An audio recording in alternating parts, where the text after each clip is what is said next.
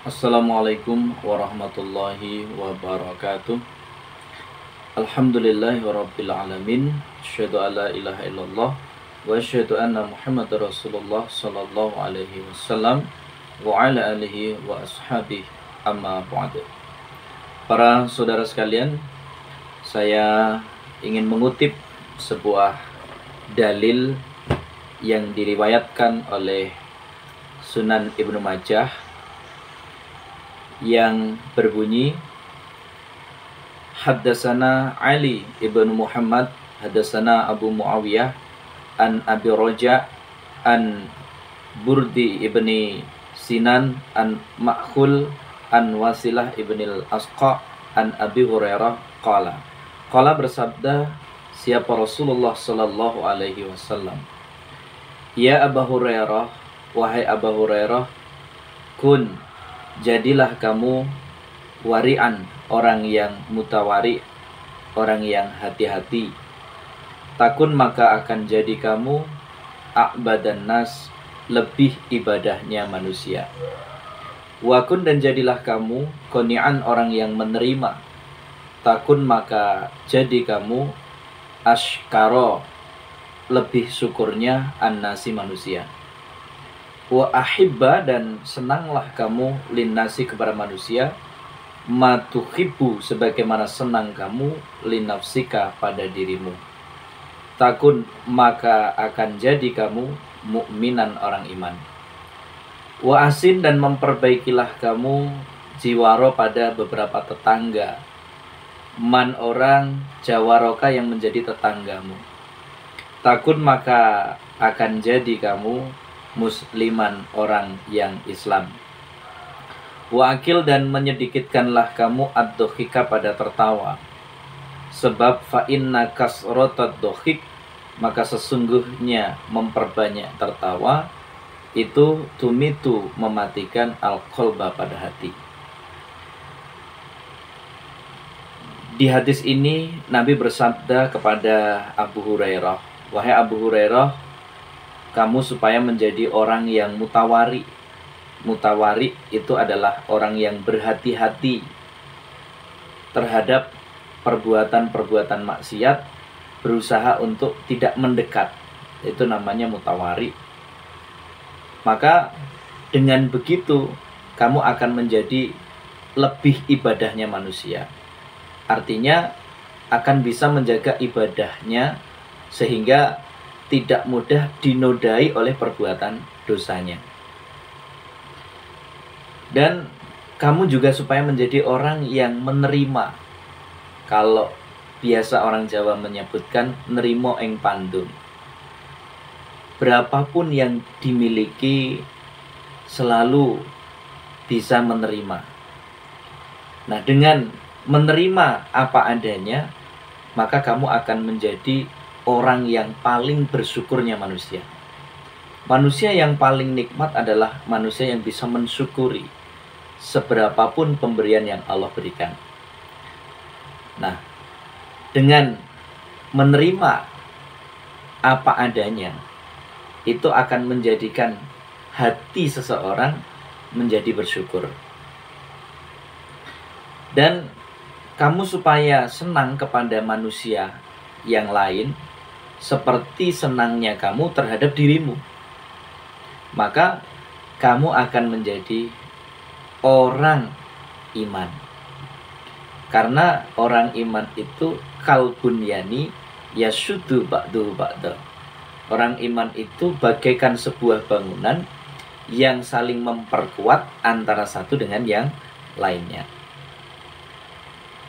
Dan berbuat baiklah kamu kepada tetangga yang menjadi tetanggamu, siapapun dia, dari agama apapun dia, tetangga harus diperbaiki. Karena tetangga adalah orang yang pertama bisa kita mintai tolong ketika terjadi apa-apa di dalam keluarga kita. Sebut saja ada sebuah kisah ini. Ada seorang bapak-bapak dan ibu-ibu yang sudah berusia dan anak-anaknya sudah menikah dan sudah sukses sehingga mempunyai tempat tinggal masing-masing. Suatu ketika ibunya mengalami sakit yang tiba-tiba, sehingga di malam hari sepertiga malam beliau menelpon anak-anaknya, menantunya. Kebetulan tidak ada yang mengangkat, dan akhirnya beliau pergi ke tempat tetangga, mengetuk pintu tetangga, dan tetangga itulah yang bisa menolong beliau untuk mengangkat istrinya, dibawa ke rumah sakit. Nah, itu salah satu contoh bahwa sesukses apapun seseorang itu tetap membutuhkan kehadirannya tetangga. Maka bertetangga harus bisa berbuat baik kepada tetangganya. Terlepas dari latar belakang apapun tetangganya, namanya tetangga harus diperbaiki. Kalau dalam istilah Jawa, pagar mangkok luweh apik daripada pagar tembok. Itu artinya saling memberi. Mangkok itu adalah tempat makan, jadi saling memberi makan, saling memberi kepada tetangga itu jauh lebih baik daripada rumahnya dibatasi dengan pagar beton, pagar tembok. Itu. Sehingga dengan baiknya tetangga kanan dan kiri, tanpa ada pagar yang mengelilingi rumah kita, sewaktu-waktu ada seseorang yang mencurigakan, karena tetangga itu baik dengan kita, maka dengan refleks insya Allah dia akan menjaga rumah kita.